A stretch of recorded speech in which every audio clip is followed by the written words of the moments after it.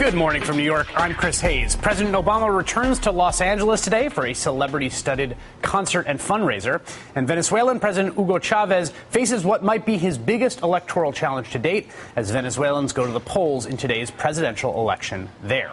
Right now, joining me today, we have Congressman Peter Welch, Democrat from Vermont, Chris Rabb, author of Invisible Capital, How Unseen Forces Shape Entrepreneurial Opportunity, and adjunct professor at the Fox School of Business at Temple University, Ro Khanna, author of Entrepreneurial Nation, Why Manufacturing is Still Key to America's Future, and former Deputy Assistant Secretary in the Obama Commerce Department, and my colleague J.J. Ramberg, co-author of the new book, It's Your Business, 183 Essential Tips That Will Transform Your Small Business. I feel bad for the 184th tip. And host of MSNBC's Your Business, which precedes us on Sunday morning, so you look familiar to our viewership, I am sure. It's great to have you here. Thank you. Good to be here. All right. If there has been one hero of this presidential election, it has been the mythic small businessman.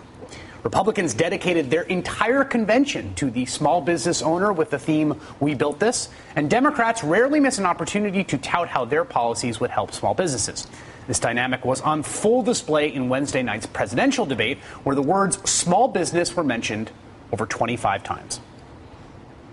Make sure that we're helping small businesses. Champion small business. The number of small businesses, small business people. I know what it takes to get small business growing, helping small business. Because small business. Encouraging small business growth. Lowered taxes for small businesses through small businesses of small business. 97% of small businesses. It's small business. Focusing on small businesses. A guy who has a very small business. Successful small businesses. These small businesses. Those small businesses. But all the praise for small businesses and their owners obscures the big questions we should ask. What exactly counts as a small business, and what is their role in the U.S. economy? It turns out that many of these small businesses talked about by political elites are anything but small. In order to avoid paying corporate income taxes, many business owners use pass-through entities. Sole proprietorships, limited liability companies, and so-called S-corporations allow companies with a limited number of owners to file no corporate taxes and pass profits through to the owners. The owners then file the profits on their individual tax returns, making the term small business, in some cases, more about the number of owners rather than anything else. As a result, these small business owners include partners in hedge funds, private equity shops, and law firms. And as President Obama pointed out during the debate, also Donald Trump. Under Governor Romney's definition, there are a whole bunch of millionaires and billionaires who are small businesses. Donald Trump is a small business. Now, I know Donald Trump doesn't like to think of himself as small anything, but that's how you define small businesses if you're getting business income. All right, this term is driving me nuts. I got to be honest. It has become so central. Everybody celebrates small business. It seems to me a term in search of an actual definition. It also seems that there is no actual agreed upon definition, so it could mean anything, basically. It's like saying workers, and workers includes hedge fund managers and janitors because they both work for a living, but that's not a useful concept in any way. And it also seems reverse engineered to score some political point, right? It seems like it begins as it's business, but it's small. Like that, it's great, right? Like it's not big business. That big business is bad, but it's business. It's not the state, the public sector. It's everything we love as Americans because it's small, but it's business. What is a small business? Yeah, and it's completely misrepresented in many ways. The effect on small business. People use the term because it's easy to get behind small business, right? Nobody wants to go out there and say I'm against small business, and so it's easy to go out there and say this helps or this hurts small business. But in terms of the actual definition, I mean, if you look at the SBA, it's under 500 people. And I think employees. Under 500 employees. I think all of us at this table can agree that if you have 499 employees, you do not have the same needs as somebody who has 4 employees. And so it gets very confusing. I think the part of the reason of the force of the concept is that I think about the laundromat or the diner down the corner from my block that I love. And I love the owner and I love the people that work there. And I don't know, they probably have 12 employees or something. And it's like, you're great. You guys are great. I want everything to help you in the policy standpoint. But that's not necessarily what we're talking about. Right. But we also have people in the same community who, let's say it's a Latina who employs people from the community, and it's a predatory lender. That's a small business too. Right. I really don't like predatory lenders. Right. That's just me, you know. Right. But that's a small business a very good too. point. So we have to get beyond the terms. I say, starting with this show, we have a moratorium on the term small business because, as a guy, I like unicorns. Okay. But I don't say I like unicorns with horns. Right. Because that's a given, right. Okay? So it's the same with small business. 99.7% of businesses are technically small business based on the government, right? Based on the less than 500 employees. Fewer than 500 employees, exactly, right. So you could fit all of the CEOs of firms over 500 employees in Madison Square Garden. And the rest of the businesses could fit in for the population of South Carolina, more or less. Wow. It's massively different. You're talking about roughly 18,000 people who run businesses more than 500. That's very small compared to the millions of businesses that generally are having a very hard time. So it's not a matter of bigness or smallness. Ultimately, it should be about those businesses that help sustain communities versus those that prey on them. Isn't this just, Congressman, it strikes me this has just become one of these things that's just like political cant, right? I mean, you're never going to get up in the well of the House and say, I proudly bring before today this bill that is really going to stick it to small businesses. Because but if you say this bill is going to be great for small businesses, whether or not that's the case, then you give it this kind of patina of legitimacy. Well, you're right in both counts. I'm not going to stick it to small. But, it's not a term in search of definition. It's a term to avoid definition. Yes. That's the deal, because everybody wants to be, quote, for business. But the reality is that some small businesses get the job done. But most of the time, when you're talking small business, it is the sense of it, I think, is that it's people who are in the business that they're running. The owner, occupier, they're actually there getting their hands dirty, getting the job done. But the truth is that we need big business and small business. And in fact, small business does very well if some of the big businesses are doing well as well. And there's an unwillingness to take on the definition what the role of government is in big business in restraining anti-competitive practices, predatory practices. But you really do need both. And in fact, it really should be much more part of how do we build an economy that's sustainable, that helps build communities, and then what's the role of government in? In the debate, I think what you saw is Mitt Romney can no longer defend tax cuts for the rich. So he wants to say, well, I'm not really for tax cuts for the rich. I'm for tax cuts for small business. Oh, yes, right. That's why it's doing the work it's been designed. Right. But look at the definition. Under the definition of small business, hold that thought. Let me play Mitt Romney making exactly this case, right? Which he basically says, you want to raise taxes, top marginal rates. That's fine because you think you're going to stick it to rich people, but really you're going to stick it to the beloved small business owner. Right. Check it out. Mr. President, you're absolutely right, which is that with regards to 97% of the businesses are not taxed at the 35% tax rate. They're taxed at a lower rate. But those businesses that are in the last 3% of businesses happen to employ half of all the people who work in small business. Okay, please respond to that, because there is so much nonsense in that little bit of sound. Well, first of all, the statistic that it employs half is just ridiculous. But let's look at this really carefully. Under that definition of small business, I'm a business. Why? Because I've written a book. I get royalties on the book. That's business income. So if Mitt Romney cuts my taxes, suddenly I'll have more money to come from Silicon Valley to travel to New York to be on your show. I'm not going to go and hire anyone. Right. So this idea that cutting the taxes is going to lead to job growth is absurd.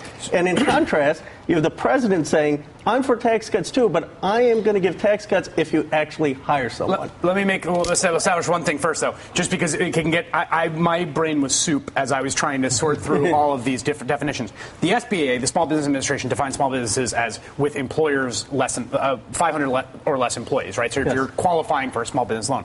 That's not the definition that's being used here. The definition that's being used here is actually a tax status, right?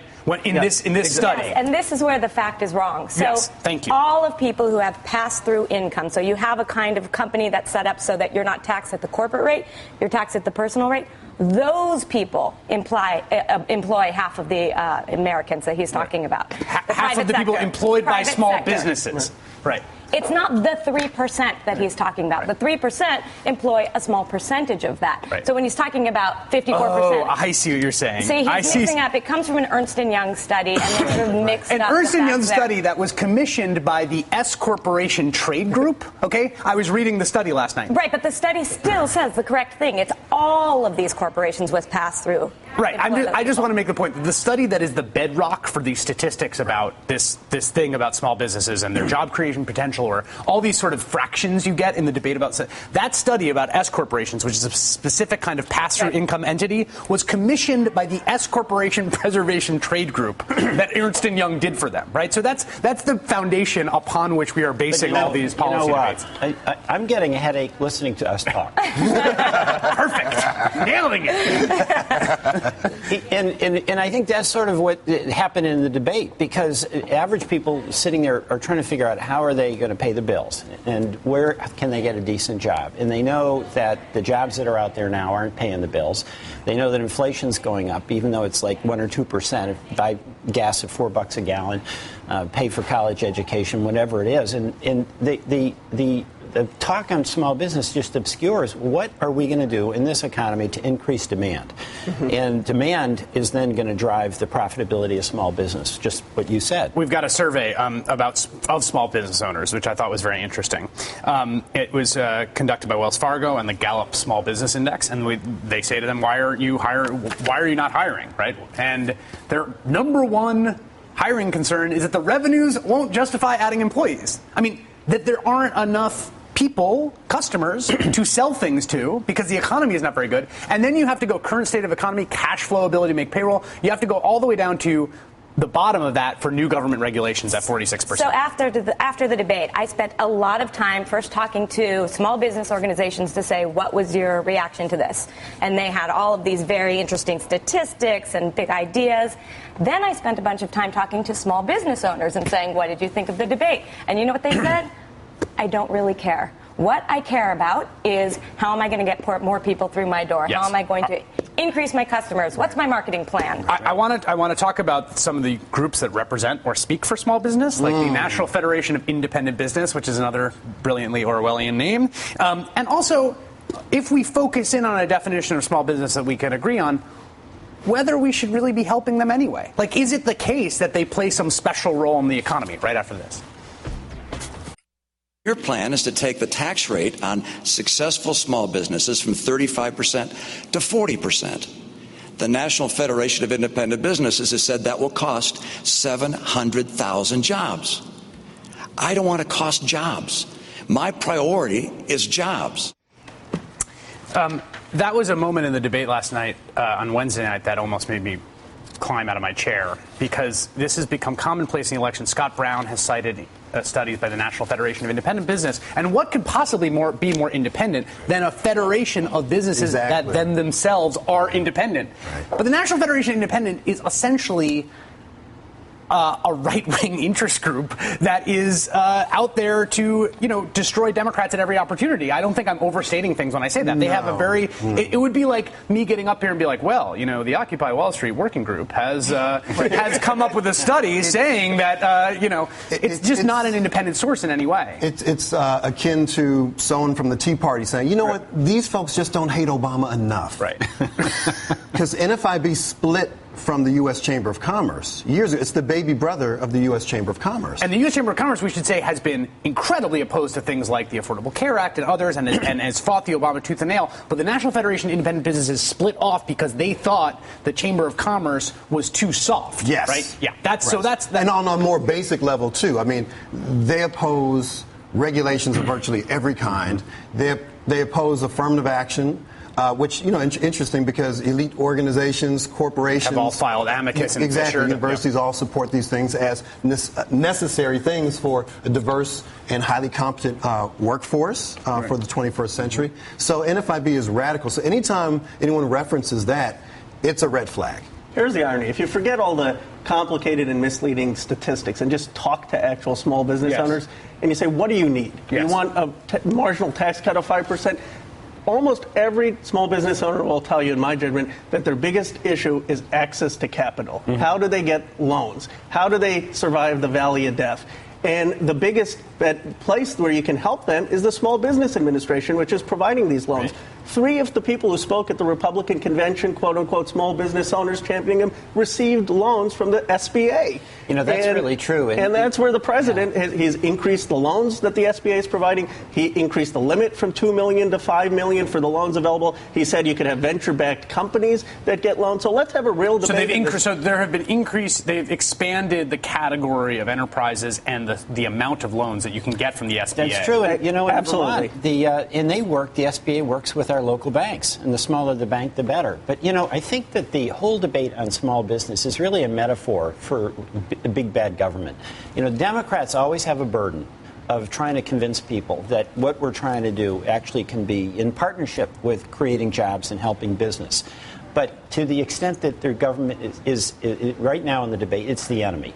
So when we talk about small business, it's trying to provide some reassurance. I think that's what President Obama is trying to do, that, hey, we hear you. We want to be your partner. When they talk about small business, it's trying to peg us as the ones who are the enemy. Right. JJ, do you agree with Ro, what Ro just said about what small business? You spend all your time basically talking to small business owners, and when we say small business, I should because the category is so murky. I mean, I watch your show, and I have a retail shop, and I have 7 employees. Right. We do not deal with the 499 employees. Right. Exactly. Access to capital is definitely an issue. I don't find it as the biggest issue. I think. I mean, the NFIB does say this, and in my experience, I agree with it, which is getting customers is a bigger issue. And a lot of people aren't going out to try and get loans because they're not certain they're going to be able to pay them back. Right. But I do think access to capital is big. The SBA definitely has increased the number of loans, but there are also a lot of issues with banks being able to actually lend money to small business owners. That is still an issue. Chris.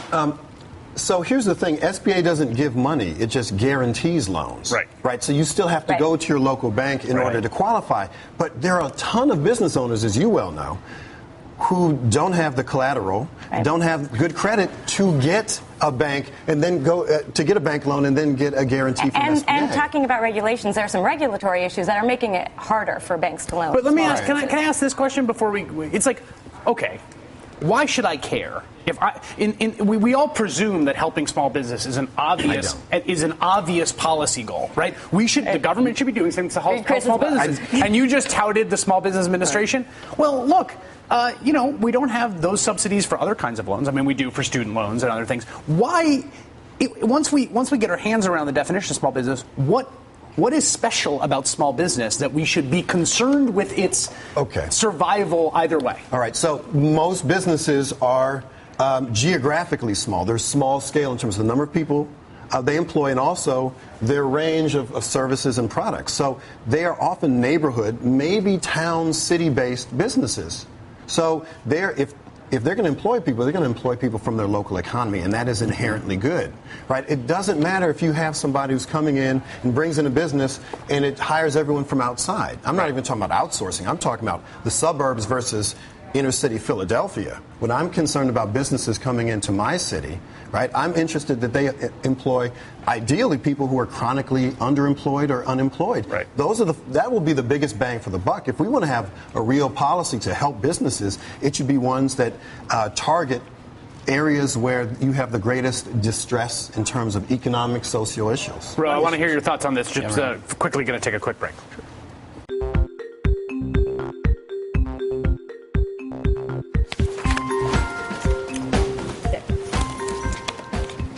Ro Khanna, you worked in the Obama administration on a lot of small business issues. You've written a book about entrepreneurship. And what we're talking about now is both the kind of politics of the term small business, but then the actual economic role of small businesses. And then finally, whether we should actually be crafting government policy around small businesses. Well, when it comes to economic growth and job creation, not all small businesses are equal. The small businesses that have created the most jobs are the ones that have come in existence the last 5 years. Right, exactly. They're the startups. And when you look at what those startups are in, it's in clean technology, biotechnology, information technology. And it's often started by immigrants. So what are the policies then? Let's have an immigration reform. Let's have investment in our national laboratories. Let's have investment in ARPA-E and science and technology university research. it's much more comprehensive how to foster startups than just cutting the marginal tax rate on wealthy individuals. This is a really important point about job creation, right? Because the other stat we get is about small businesses creating most of the jobs. Of course, small businesses, when they're 99.7% of the businesses, that shouldn't be surprising. That's a sort of just statistical tautology in some ways.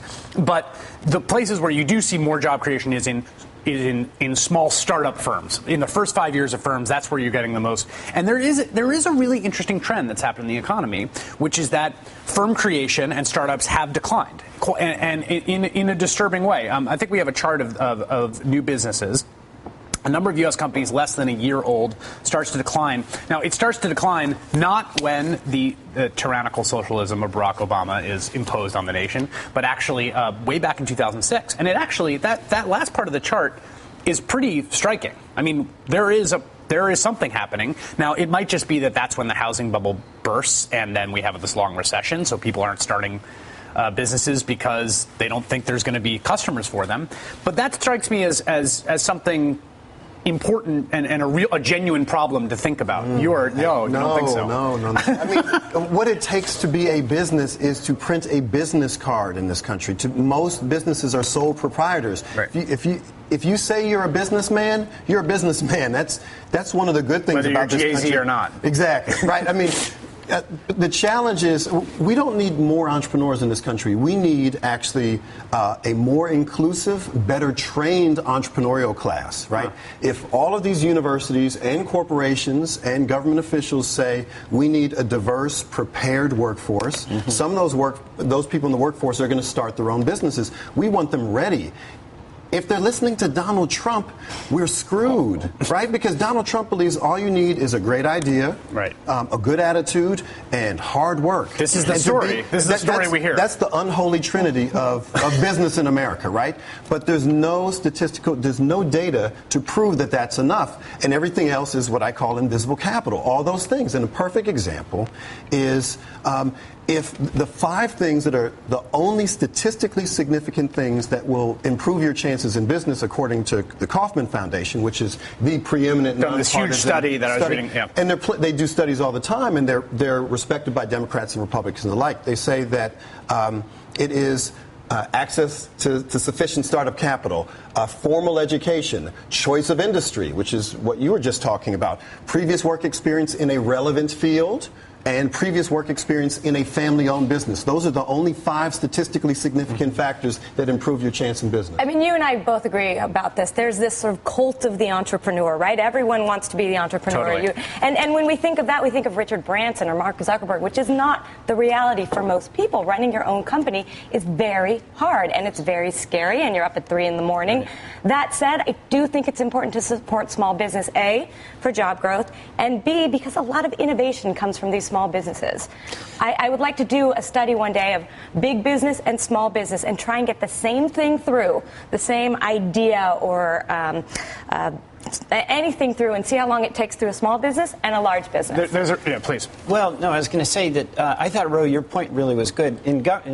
We're talking about it politically, we dumb it down, and we act as though government can somehow pick the winner small business and the loser small business. And in fact, it should be at the focus of the individual startup business or macro policies like immigration reform, where you're going to get people who've got an incredible amount of energy, or education, which is getting increasingly impoverished and where it's out of reach for lots of folks, or infrastructure, which we should have been building. We need more broadband in Vermont for folks to be able to come up from New York and bring their good ideas to Vermont. And these are macro policies that only government can do. The micro, picking whether you're going to be successful or you're going to be successful, we're really bad at. But the macro is where you need governmental investment in these things that then give somebody with a good idea, willingness to work hard, a shot at getting And successful. There's one more area of policy that no one ever talks about, and that there has basically been a consensus on since Reagan, which is antitrust policy. There is nothing in this country, we just do not care about antitrust enforcement anymore, more or less. There's a few exceptions that prove the rule. But I want to ask about, do we actually value small business in any real way in a world of Walmart and Amazon? Right after this. There's a fantastic book that you should check out. It's by a guy named Barry Lynn, who works at the New America Foundation. It's called Cornered, and it's about monopoly capitalism, and it's sort of the history of antitrust and the fact that there was this intellectual tradition that was very much pro-concentration, right? Large firms are more efficient. We want to get rid of small businesses. And this was even a left-right belief, right? There was the big consolidators at the time, and then even the kind of proto-socialists thought, yeah, big enterprises, and we can organize the workers. And then in the end of the New Deal, there was this turn towards much more aggressive antitrust enforcement and a really explicit policy of trying to create competition and also to try to preserve small businesses. And there's policy mechanisms you can do this. I was just reading about how in France, they don't allow large booksellers to sell under cost the way that Amazon does, which has basically destroyed the world of independent booksellers. And that's just something we would never do here, right? Because that's antithetical to the American belief in the price system. You can't tell people the price they can sell books at. But if you were really serious about the fact that there's a social value to small businesses as small as independent booksellers, you could do that, right?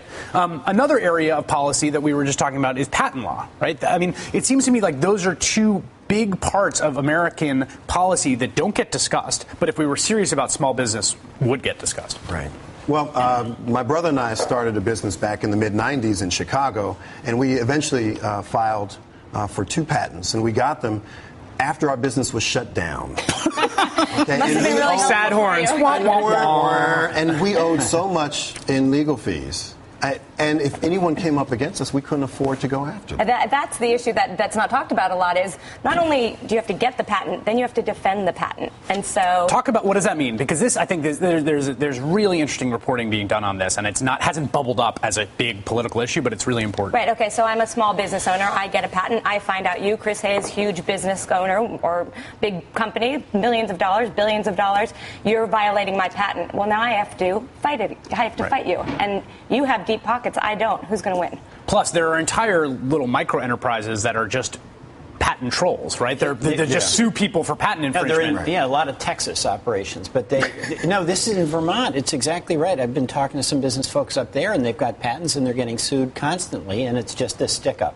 And this is an area where government should provide some clarity so that if you have a patent or there's a dispute, it can be resolved and settled quickly and not basically you having to give up what you have earned. And in terms of getting patents, I mean, the administration tried. Partly it's a funding issue. The patent office is woefully understaffed, underfunded to get these patents out. Mark down 836 is when we got to patent office funding in the show. But, it's important because I think what JJ's point was, look, starting a small business is really hard. And saying that simply cutting taxes, it sounds great. And I wish it were that easy, but it's not. If we're going to be competitive, as the congressman said, we have to care about infrastructure. We have to care about immigration. We have to care about access to capital, consumer demand, patent. And that's hard to talk about in a debate, but that's reality. When we talk about the policy frameworks, let me just show this is number of U.S. jobs in new companies, numbers of U.S. jobs in new companies over the last 4 administrations going back to George H.W. Bush. Again, we see that fall off. The fall off begins under George W. Bush. But my point there is that it's very hard to look at that and tell a story about marginal tax rates as being the thing that is defining it, because obviously you see very high levels of... You know what? I also want to make this point about new companies. We talk about small business as the savior, right? We're going to create we're going to create jobs. What people don't realize is that as a small business person, your goal is to not hire people. Your goal is to keep your expenses down as low as possible while creating revenue. Right. And labor is very expensive. It's the biggest part of your payroll. And so with the advent of the internet, all this technology, it's much easier to run a company without hiring as many people. Chris Rabb, author of Invisible Capital, How Unseen Forces Shape Entrepreneurial Opportunity. Ro Khanna, author of Entrepreneurial Nation, Why Manufacturing is Still Key to America's Future. And my colleague, JJ Ramberg, co-author of It's Your Business, 183 Essential Tips That Will Transform Your Small Business, and host of Your Business, which is here every Sunday morning at 7:30 a.m. Eastern. Thank you so much. This was a great conversation. Thank you. Thank you. Americans face plenty of pressing issues aside from the economy. We just didn't hear about them during Wednesday's debate. That's next. Little mountain goats on this Sunday morning, and I am going to make it through this year if it kills me. According to a recent NBC News Wall Street Journal poll, 46% of voters say the single most important issue in deciding who to vote for is the economy. The second most important concern, social issues. On Wednesday night, there wasn't a single word mentioned about the latter. This Thursday, in the debate between Vice President Joe Biden and Representative Paul Ryan, and in the next presidential debate on October 16th, voters will get another chance to hear what the candidates have to say about a whole host of issues beyond budget, policy, and health care. Things like voting rights, women's rights, marriage equality, and welfare reform, topics that were omitted from last week's matchup between President Barack Obama and Mitt Romney. For me, one of the most glaring omissions of that night was the issue of sensible gun laws. Let's remember the first presidential debate took place a short distance from Aurora, Colorado, the site of this summer's mass shooting that killed a dozen people and injured 58 others. One of those victims, a man named Stephen Barton, had a message for the candidates in an ad that actually aired during the debate. This past summer in a movie theater in Colorado, I was shot in the face and neck. But I was lucky. In the next 4 years, 48,000 Americans won't be so lucky because they'll be murdered with guns in the next president's term. Enough to fill over 200 theaters. So when you watch the presidential debates, ask yourself, who has a plan to stop gun violence? Let's demand a plan. Just one of many issues that didn't get an airing on Wednesday night's debate. Joining us at the table now is comedian Liz Winstead, co-creator of The Daily Show, John McWhorter, professor of linguistics and American studies at Columbia University, and the Daily News columnist as well, and Rebecca Traister, contributor to the New York Times Magazine and Salon.com. Great to have you all here. All right, so the debate, I guess I feel of two minds about the debate in the sense that focus is good and depth is good, and I was appreciative of the fact that the format allowed for focus and depth on the issues they did talk about, but frustrated that there's only so many of these. One of them is going to be foreign policy, and so in terms of domestic policy issues, which the next debate is basically it, and the vice presidential debate, and I just feel like there's a lot of stuff I want to hear them on. The other issue, then I'll say it and then I'll shut up, and I'm curious what you guys wanted to hear. But the other issue that did not come up that I was really hoping would come up because it's a local issue in Colorado, there is a ballot initiative in Colorado right now that hasn't gotten a ton of attention nationally, but it's pretty interesting. Majority of likely Colorado voters support Amendment 64 to legalize marijuana in the state of Colorado. It's 51% in favor, 40% not in favor. So this is a big deal. This is probably going to happen in Colorado. And I really genuinely wanted to hear Mitt Romney and Barack Obama say where they were on it. And one of the things that strikes me, I constantly hear the dichotomy between others. We went deep on economic issues, but we didn't touch on all the social issues like women's rights or, for example, drug laws. We don't talk about the way that a lot of the social issues that we write off as kind of soft are economic issues. So that when you're talking about employment, when you're talking about health insurance, when you're talking about people's ability to participate fully in the economy, you actually are talking about women's rights. You're talking about reproductive rights. You're talking about drug laws. You're talking about issues like prisons, right, that we didn't talk about. We never talk about, right? And gun laws. Right, because there ends up being this kind of Mars-Venus distinction, right? It's like the hard numbers here and then like the social issues there. Right, and in fact, what we never get to is the important thing we need to acknowledge and address, which is these are economic issues. These are the heart of our economic issues, across the country. The drug laws create an entire generation of people who, because of things that they've done, which maybe they eventually regret, ends up holding them down for the rest of their lives. And it creates a distraction. If life has not been terribly kind to you, maybe sometimes for a given week or two, it's easier to make the choice of going onto the black market, so to speak, and selling drugs. Next thing you know, you're stuck. And if you've done time, it can be very difficult to have any kind of life. That's now becoming a race-neutral issue. It's creating a whole group of people. And so therefore, no, it's not just a social issue. It's about the whole fabric of the nation. I would also say, too, it's also one of those issues that when we talk about these independent voters, legalization of marijuana is something that libertarians talk about, that tiny little middle, when we all say, how could there be people who are undecided? That particular issue is one that really resonates. And it's showing up in the polling. I mean, I'm kind of amazed by the polling out of Colorado on this, frankly. I mean, I think this is a place where we've paid a lot of attention, particularly on this show, to the amazing evolution of public opinion on gay rights. But this is, on legalization, is another place where there's a real sea change happening. Congressman, you ready to come out in favor of legalization on the show here? Well, we have medical marijuana in Vermont, but struck me is that the presidential debate mirrored congressional debates, which is to say, we don't talk about anything. We actually don't have a conversation. And Congressman, it's so different. we talk about nothing in Congress. Well, it's true. It's so different than when I served in the Vermont legislature, where you'd have a committee would be in the same room at the same time, hearing the same witnesses, and over time you'd get to build up some trust and you have some confidence that the person you were talking to actually wanted to make Vermont a better place. In Washington, it's all talking points, and it's all poll tested. We don't sit together in a committee room. The folks who come in to talk have an agenda. The most glaring one was, of course, the contraception issue, where it was all men talking about women's issues. So the inability to actually have adult conversation about issues that are tough, and to have a certain amount of mutual respect and trust where you're debating some of these things like prisons or legalization. It's not an easy issue. It's not like there's a quick, easy answer. But the debate mirrored that, and that's a breakdown in congressional functioning. So there's no informal situation where over drinks or in the cloakroom or walking down the hall where people have the real conversations where the real business gets done. No, it's terrible. Like in the old and days. I started having these lasagna dinner parties at my house. We had some Republicans over, and it was like such a big deal it actually got in the news. So we had Costco lasagna, and that was like newsworthy. It's delicious. Hold that thought. I want to talk about what you would, as a sitting member of Congress, what you would like to see addressed on Thursday in the vice presidential debate and the next debate, and I want to talk about some of the issues that you just mentioned glancingly about contraception right after we take this break. We are talking about the omissions, which are sizable, from Wednesday night's presidential debate, and also, I think, as an intervention into what we want to see in the vice presidential debate that's going to be on Thursday and the one other debate between the two presidential candidates that will have domestic policy. Given how much contraception, reproductive choice has been in the news this year, the war on women, etc., it was extremely striking to me, I have to say, that was nowhere to be found. Especially since the gender gap, I mean, it's striking that Obama didn't bring it up. It's not at all striking that Mitt Romney didn't bring it up, because the gender gap is crucially important to whether or not Barack Obama is going to win a second term.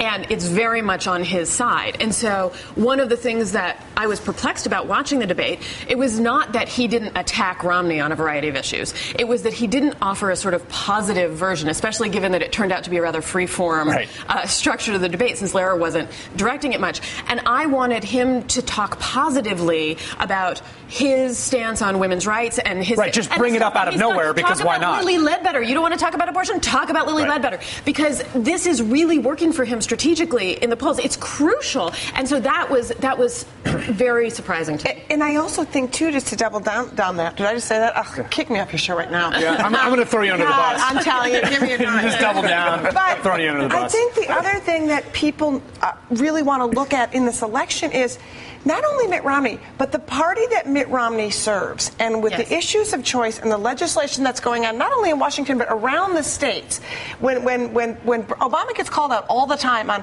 he didn't get this done, he didn't get this done, he didn't get this done, and it's because of this obstructive Congress a lot of times, when you have Mitt Romney, who's got to lead this party, especially the party of, Allen West and all of these people who are crackpots on science and women's issues, that was a real chance for Barack Obama to say, I have defended you against this whole time, and I will be there. And I passed health care legislation that changes your economic universe. It changes your ability to take care of yourself affordably. I'm glad that you mentioned the absence of congressional obstruction as an issue, because that to me was very striking as well. As someone who works in this body that has about 10% approval rate from the American people, how do you... falling. How do you... Right, yeah, exactly. How do you talk... I mean, are you struck by how little congressional obstruction seems to be invoked, and how absent it was in the debate? I was really astonished at that, because essentially Romney just was a game changer when he came in and he said he wants to tax the rich. Regulation is essential. That was his quote. He cares for the poor and the elderly. I mean, what planet are we on after the 2 years that he went through?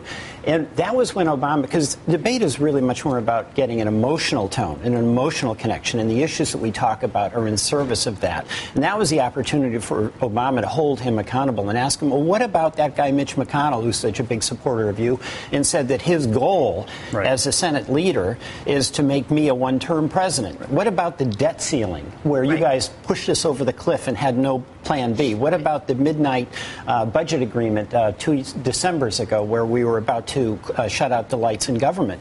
And there was a fight for failure that has been really the core approach of the Republican leadership. And I think that was an opportunity for Obama to say something that people know is true. Congress is dysfunctional, that it's Republican leadership that had a plan that incidentally worked for quite a while. Because if nothing gets done, most people who are busy struggling to get things done, they throw their hands up and they just say, pox on both your houses. Right. And that was the moment where I thought the president had the opportunity to show that he was a fighter. Because that's what people also want to know.